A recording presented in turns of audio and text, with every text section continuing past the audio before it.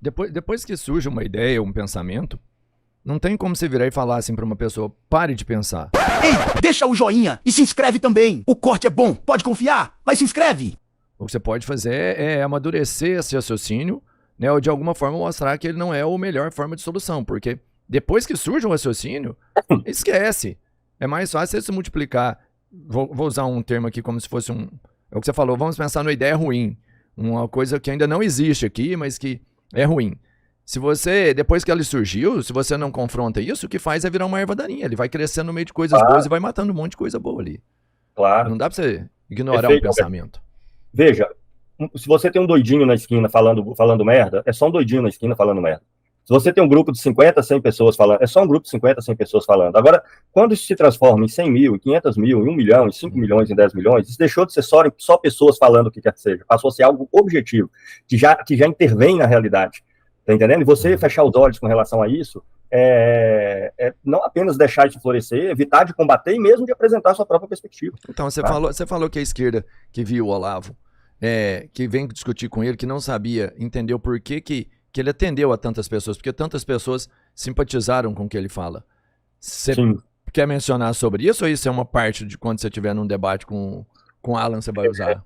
Não, posso mencionar sim. Eu só não sei se eu entendi bem a questão. O que o Alan tem, o Olavo de Carvalho teve, que tantas pessoas abraçaram o discurso dele? Olha... O que ele preencheu? Qual foi o espaço que ele preencheu? O aspecto mais genérico é que ele já tinha um discurso pronto e preparado para quando eclodisse uma crise com o PT governando o Brasil. E ele elaborou isso desde os anos 90 até... Ele explode ali por volta de 2012, né? Mas o primeiro livro dele sobre esses temas é A Nova Era da Revolução Cultural, um livro de 1994. Nos anos seguintes, ele publica o Imbecil Coletivo, o Jardim das Aflições, não me lembro em qual ordem. Ele desenvolve colunas em jornais, artigos a centenas, desenvolve um portal, que é um Mídia Sem Máscara, que existiu durante os anos 2000. Esse portal, ele tinha centenas de colaboradores. Então, veja, já não era só o Olavo, ele organizava pessoas. Tá? O Mídia Sem Máscara, eu não sei dizer quantos, tá? Mas eu acredito que era centenas. Eu me lembro que na UFMG, a universidade que eu estudava à época, tinha 2 ou 3 professores lá que faziam parte, cada um num tema específico, que publicava 10, 15, 30 artigos por dia. Isso ainda era um gueto. Porque, veja, era numeroso, mas era um gueto, porque não tinha eco no restante da sociedade. O que eu identifiquei lá por volta de 2007, 2008, foi que, uma vez entrando o governo do PT em crise, na minha opinião, iria entrar, assim que passasse aquele boom das commodities, com o preço, né, do minério lá em cima, do petróleo lá em cima, que o Brasil teria grandes chances de entrar numa profunda crise, que ia abalar os projetos do governo, evidentemente, e tudo mais, e uma vez o governo entrando em crise, aquele discurso teria grande chance de ter eco. Eu confesso para você que eu nem digo que eu acertei, não, porque teve muito mais eco do que eu imaginava. Muito mais, tá? Eu imaginava que ia ter, mas não tanto. Então, ele já era, veja, ele não só era uma pessoa que tinha um discurso organizado, ele tem um discurso, essas coisas que eu pretendo abordar no debate, pode ficar tranquilo, que não vou adiantar na expectativa de que ainda aconteça. Mas ele tinha um discurso que, embora não aponte muito bem para nada, mas identifica claramente os inimigos, identifica claramente os atores, aponta para um conjunto de pautas que, embora muito gerais, ligadas a valores, morais e tal, tem um eco em um certo setor da sociedade, e aquilo ali poderia colar. Mas mais do que isso, ele é um cara que se tornou um mestre na comunicação das redes sociais nascentes, entende? Isso é uma fissura, isso aí a nova direita nadou nisso aí, e Olavo de Carvalho foi um dos pioneiros. Então, ele explorou com toda a força a internet, o YouTube, começou a desenvolver um programa de rádio, onde os episódios eram gravados, eram transmitidos pelo YouTube, em outras plataformas do que hoje nós chamamos de podcast, né, de áudio e tudo mais, que já tinham pessoas que faziam cortes. Ele já dava cursos de filosofia para 1.000, 2.000, 3.000 pessoas. Tinha um grupo de pessoas organizadas e sendo preparadas para fazer essa disputa na sociedade, por aí vai. Muito dinheiro envolvido, né, Machado? Não, olha, isso não pode ser que sim, pode ser que não, mas uma coisa que eu sempre tenho cautela é de não afirmar categoricamente coisas que eu não sei, que eu não tenho como provar. Tá entendendo? Tá. Eu confesso que dá para entender o fenômeno Olavo sem um elemento muito dinheiro envolvido. Porque ele é um cara que tinha carisma, que sabia se comunicar muito bem e que usou uma forma de comunicação que era já a forma da comunicação da internet hoje, há 15, 20 anos atrás.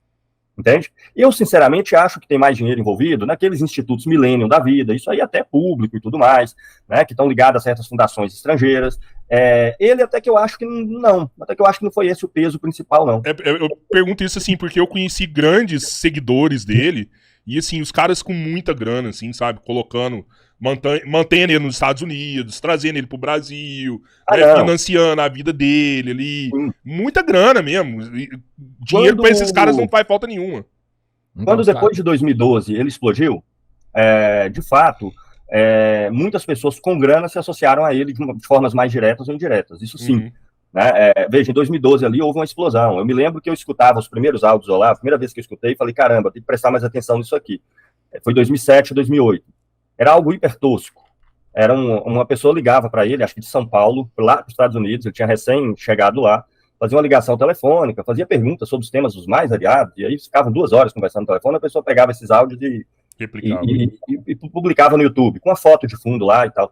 Eu lembro quando eu assistia essas coisas, escutava, né? Isso tinha 700 acessos, 900 acessos, 1.200 acessos, né? Isso era 2007, 2008, por aí. Quando em 2012, que eu fui para um trabalho, fui para um novo emprego, de repente quando eu cheguei nesse novo emprego, eu chegava no café e tava o pessoal da empresa discutindo Olavo de Carvalho. Chegava do almoço, as pessoas estavam nos seus computadores assistindo Olavo de Carvalho. Falei, caramba. Aí eu fui lá olhar esses mesmos áudios que eu tinha ouvido há 5, 6 anos antes. E eles tinham agora 150 mil acessos, 190 mil acessos, 200 mil acessos, um áudio de telefone com má qualidade, sem imagem, no YouTube, naquela época. Né? Então houve uma explosão muito grande, realmente. E você acredita que realmente essas ideias elas formaram a atual direita brasileira? Mesmo depois da morte do Olavo, depois Bolsonaro já não é mais presidente, Lula, a gente já tá na outra eleição já, essas ideias ainda fazem parte da direita brasileira? Fazem. É claro que não é um fenômeno que se reduz ao Olavo, evidente que não. Tanto é que esse fenômeno da direita ele surge em outros lugares do mundo pouco tempo depois, com muita força. Mas aqui no Brasil, a direita, com o discurso que ela tem, seria impensável sem Olavo de Carvalho. Impensável. Todos beberam na fonte dele, ainda que alguns tenham ido para outros caminhos, mas partiram de formulações, de formas de discurso, tá? Vou dar só um exemplo para você. Igrejas protestantes, né, evangélicas no Brasil. A igreja evangélica comprou um discurso a respeito do comunismo que foi todo introjetado no Brasil pelo Olavo de Carvalho. Tá? Todo, que não existia antes. Tá? Eu sou originado da igreja evangélica. Os meus familiares são evangélicos. Eu fui da igreja evangélica até o fim da minha adolescência, início da minha juventude, bastante ativo, inclusive, porque tenho bastante conhecimento desse meio, tinha amigos que eram teólogos, pastores e tal. Não existia nada disso ali dentro. Nada. Entende? Se justificava um deputado evangélico com um discurso assim abstrato, de moral, né? Essa pessoa vai ser honesta, mas não tinha nenhum tipo de viés, alinhamento político, claro. O discurso da igreja evangélica sobre o comunismo, a relação com o cristianismo, essa coisa toda, ela foi adaptações de partes do discurso do Olavo de Carvalho. Claro que o peso dele vai se reduzindo, tá? Desde a morte dele, as pessoas que são seguidores mais devotos dele, por assim dizer, o secto mais... O Alan dos Santos é um deles, né? Mantém alguma influência, mantém algum peso, mas não dita os rumos do que é a direita no Brasil mais, tá? Não dita. Agora, o que foi feito lá atrás ditou as formas, o discurso, a agressividade, vários aspectos, tá? Criar uma caricatura do seu adversário, reduzir o seu adversário, criar apelidos, tudo isso era técnicas, né, para você diminuir cada vez mais o seu oponente ali. Um dos pontos que eu quero abordar nesse debate são alguns aspectos dessas técnicas do Olavo. Tá? Quero perguntar para o Alan dos Santos diretamente, citando exemplos. Tá? Não vai ser, olha só como ele utilizava isso em relação a tal pessoa, como ele utilizava aquilo em relação a tal pessoa. E não é 1 ou 2 vezes, não. 200, 500 mil. Aliás, a repetição era outra coisa característica da técnica dele. Tem vários aspectos que permitiam isso. Então, sim, ele tinha ele tinha um conjunto de coisas. Ele é um puto orador, um comunicador de grande capacidade, dominava essas técnicas de oratória e tudo mais, e o Olavo é um cara muito inteligente, tá? Mesmo, de uma inteligência muito acima da curva, muito acima da curva.